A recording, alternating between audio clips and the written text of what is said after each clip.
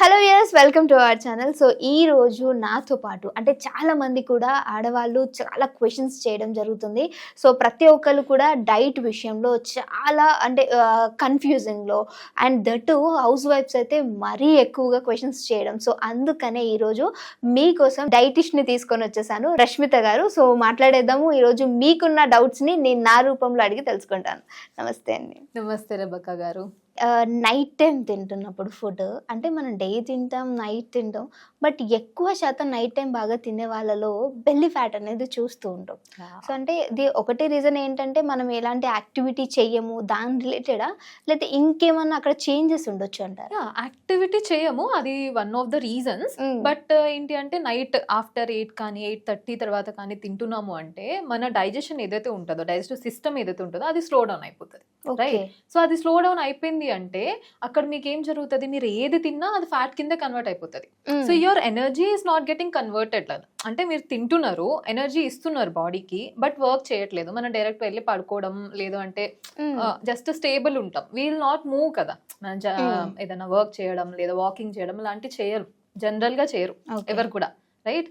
So అట్లాంటి కేసెస్లో ఏం జరుగుతుంది, ఏదైతే ఫుడ్ తింటున్నారో మీరు, that may be healthy fats అయినా, లేదా కార్బ్స్ అయినా, లేదా ప్రోటీన్ అయినా, లేదు అంటే ఫ్రూట్స్ అయినా, చాలా మంది నేను ఫ్రూటే తిన్నా కదా, లైటే తిన్నాను కదా అనుకుంటారు. బట్ ఏమవుతుంది, అది మీరు ఏది ఇచ్చినా కానీ అది ఎనర్జీ కిందే కన్వర్ట్ అవుతుంది కదా. సో ఎనర్జీ యూటిలైజ్ చేయట్లేదు మీ బాడీ అంటే అది ఏ రూపంలో స్టోర్ అవుతుంది, ఫ్యాట్ రూపంలో. రైట్. సో అప్పుడు ఏమవుతుంది, ఆ ఫ్యాట్ అనేది ఫస్ట్ స్టోర్ అయ్యేది ఎడిపోస్ టిష్యూస్ లో, లైక్ సాఫ్ట్ ఎడిపోస్ టిష్యూలో స్టోర్ అవుతుంది. సో అది ఎక్కడ ఉంటది, బెల్లీ ఏరియాలో ఉంటది.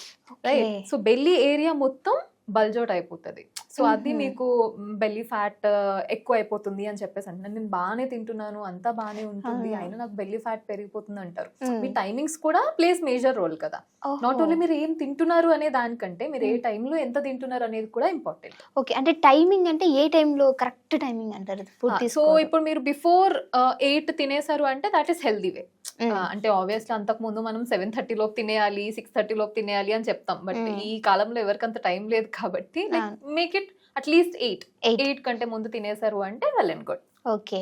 సో అంటే ఓన్లీ నైట్ టైంలో మాత్రమేనా? ఆఫ్టర్నూన్ కావచ్చు, మార్నింగ్ బ్రేక్ఫాస్ట్ తీసుకుంటూ ఉంటాం, ఇవి కూడా ఏ టైంలో తినాలి అని అంటారు? సో బ్రేక్ఫాస్ట్ అంటే మన బాడీకి ఒక సర్కేడియన్ రిథమ్ ఉంటుంది.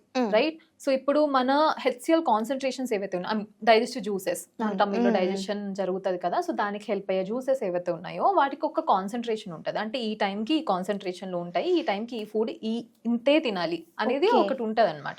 సో ఇప్పుడు morning let's take morning 5:30 to 6 అనుకున్నాం. 5:30 to 6 అనేది కాన్సన్ట్రేషన్ హయ్యర్ రేంజెస్లో ఉంటుంది. బికాస్ నైట్ మొత్తం మీరు రెస్టింగ్ ఫేజ్లో ఉంటారు, డైజెషన్ అనేది అంతా అయిపోయి ఉంటుంది, కాన్సన్ట్రేషన్ బిల్డప్ అయిపోయి ఉంటుంది. ఓకే. సో ఆ హెచ్సిఎల్ కాన్సన్ట్రేషన్ ఏదైతే ఉందో అది హైయెస్ట్ ఉంటుంది. సో అప్పుడు ఏం చేయాలి, దాన్ని డైరెక్ట్ గా టీలు, కాఫీలు, హాట్ లిక్విడ్స్ అట్లా ఇవ్వకుండా మనం ఫస్ట్ దాన్ని డైల్యూట్ చేయాలి. డైల్యూట్ ఎలా చేస్తాం, వాటర్ తో, నార్మల్ కామన్ వాటర్, లేదా కొంచెం అడ్వాన్స్ వెళ్ళాలి అంటే జీరా వాటర్ కానీ, సినమన్ వాటర్ కానీ ఇలాంటివి తీసుకోవచ్చు.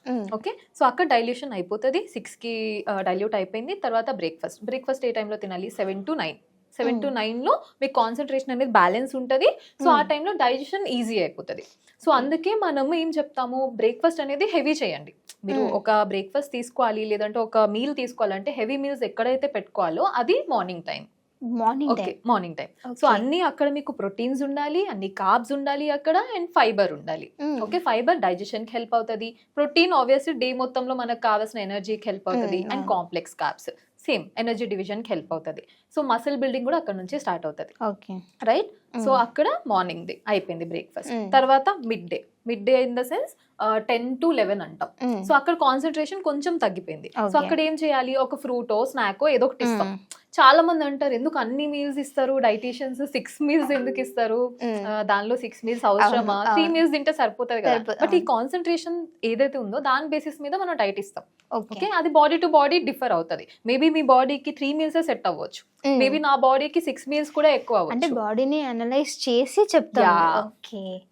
అంటే వీళ్ళకి మీరు నీకు చెప్పిందే నీకు అన్నట్టు ఉండదు. ఉండదు ఉండదు Different ఉండదు, ఉంటుంది. అలా ఉండదు. సో ప్రతి ఒక్క బాడీకి వాళ్ళ సర్కేడియన్ రిథమ్ మారుతుంది, వాళ్ళ లైఫ్ స్టైల్. ఇప్పుడు మేబీ నేను నైట్ షిఫ్ట్ చేస్తున్నాను, మీరు మార్నింగ్ షిఫ్టే చేస్తున్నారు.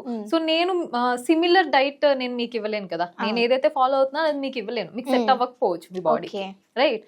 సో మీ బాడీ ఎలా ఉంది, మీ బాడీ టైప్ ఎలా ఉంది, మీ లైఫ్ స్టైల్ ఎలా ఉంది, అసలు మీ ఇంట్లో ఏం చేస్తారు. ఆబ్వియస్లీ మనం అవకాడోస్ తినండి, లేదు అంటే బాయిల్డ్ ఎగ్స్ తినండి, అవి ఇవని చెప్పామంటే మేబీ మీకు కుదరకపోవచ్చు, రైట్?